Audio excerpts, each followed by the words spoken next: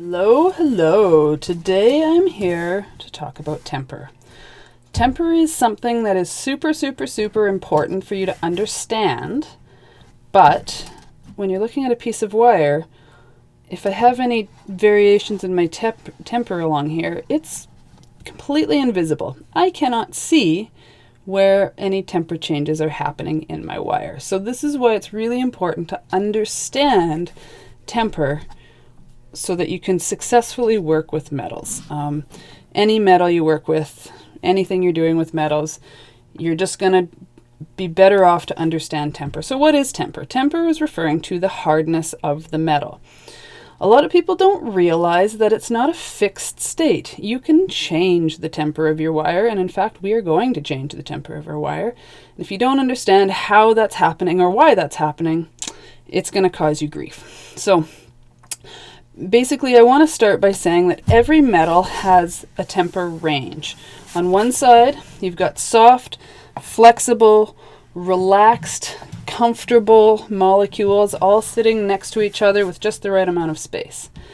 And then in order to make your wire from soft to hard, you have to work the wire. These are my little air quotations.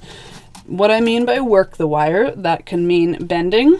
That can mean straightening, which is kind of another form of bending. That can mean twisting, so actually grabbing each end and twisting it. It can mean hammering your wire. Any of these actions are going to harden your wire. Any of those actions are work hardening your wire. What's happening there is, let's say I put a really sharp bend. So this is one way to harden my wire, is to bend it.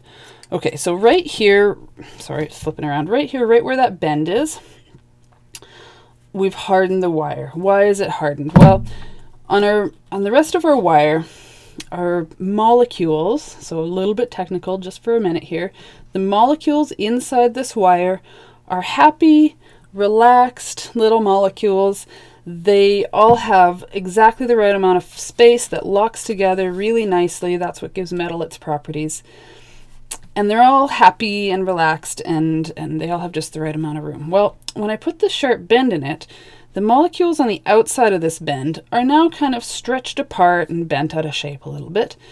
And the molecules on the inside of this bend are kind of squished together and also bent out of shape. And so those molecules are less relaxed. They're a little harder, they're a little more stressed, and that stress actually translates into hardness of the wire. So I actually just want to mark my wire here. I've got just a Sharpie marker so that we can see where my bend was. All right, I've marked my bend, and the reason I've done that is because I want to straighten this out for you. Let's unbend that. Just, can you see that? Squish that in there. I'm sorry, it's not focusing. Alright, so I can basically make this wire perfectly straight again so that you can't tell that I had a bend in there with a little bit of like squeezing and a little bit of time and effort. However, if I need to do something else with this bend, like maybe I want to put a nice curve in it, right here, I can actually feel this part of the wire is straighter than the rest and doesn't want to. I can make it bend the same curve, but I have to spend a little more time in that spot because I can actually see, there's my mark, I can actually feel that this is a harder spot. See, it wants to bend here and it wants to bend here, but right here it's very hard because of that bend I put in it. So if I need to make this a really nice even curve, you're going to get a straight spot here, and you can make it curve, but you just need to give it a little bit more attention to make it do what you want, okay? So I can feel that that's harder, but you can't see it. Without my mark there, you wouldn't be able to see that that's any harder. I do want to say that different metals have different hardness ranges, okay? So say that this is the hardness range for copper.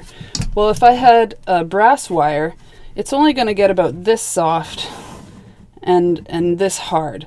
So it doesn't get quite as soft as copper, and it gets a little harder than copper. So even though they both have their own hardness range, they won't fall in the same spot if you have like a hardness chart.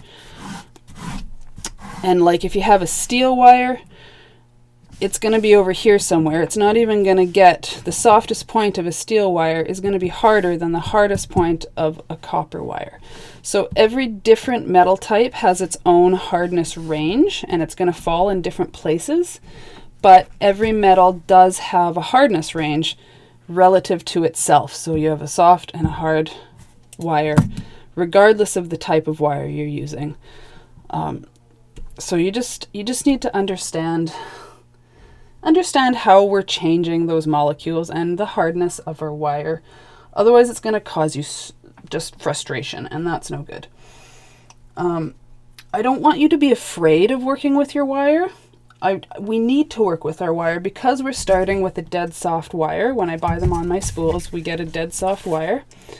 In order to have our finished piece hold the shape that we put it into, we have to work our wire and harden it so that it holds the shape that we put it into. Okay, so don't be afraid of working with your wire. You have to work with it.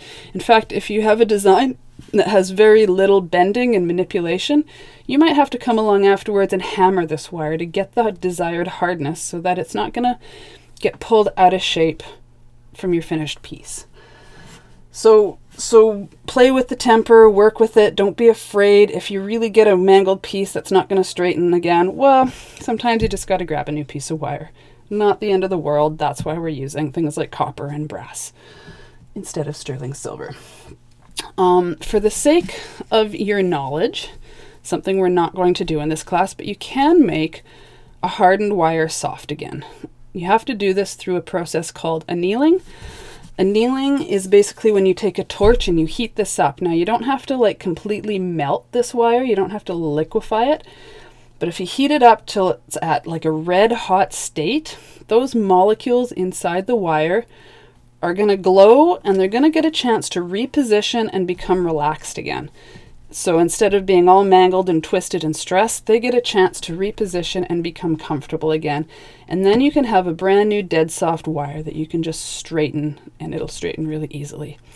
The reason I'm not going to go into that in this class, in this whole course, is because copper, and sterling silver has copper in it, tarnishes under a torch, under the heat, and your wire basically turns black with fire scale. So yes, you have a nice soft annealed wire, but it's also black. And then you need a mild acid called pickle in order to clean your wire back into this color. So if you don't want to deal with fire and ventilation and acids, that's fine. There's really no need to turn your living room into a foundry. I would strongly recommend simply grabbing a new piece of wire, putting this into a scrap bucket with all the rest of your same material, same metal types, and then you can send all those scraps to a foundry, to the place you buy your wire from, and they can melt these down and make new wire. The tools you need to make wire cost thousands of dollars to get good quality tools, so I promise you, when you're just starting out, it's not worth it to buy those tools. It's much cheaper just to buy the wire ready-made, and you can send these scraps off to get remelted down. So I hope that's clear. Temper is really important. Please, please, please do understand this. Play with this until it makes sense to you. It's one of those invisible things that will make your life a lot easier just by understanding that. So, up next are tools. We're finally going to talk about all the tools I use. We've covered some of the basic 4, but we are going to cover a few more bonus tools in the next video. Thanks for watching. Have a good day.